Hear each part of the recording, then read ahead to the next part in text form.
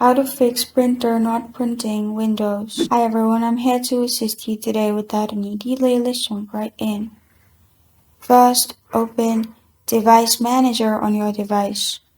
In Device Manager, scroll down and search for Print Queues and click on Print Queues and expand it. Here, you'll find Microsoft Print to PDF. Right-click on it. Then, click on Update Driver, which is the first option.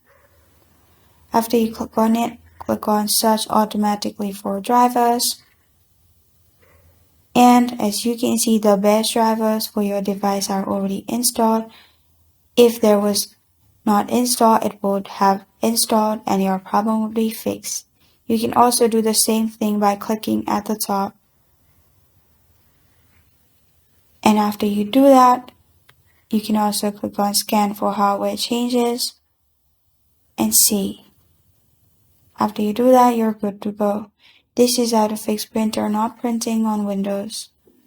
Thank you for joining me today. If this video helps you out, please leave a like and subscribe for more. Got a question or want to suggest a topic, comment below. Thank you for watching.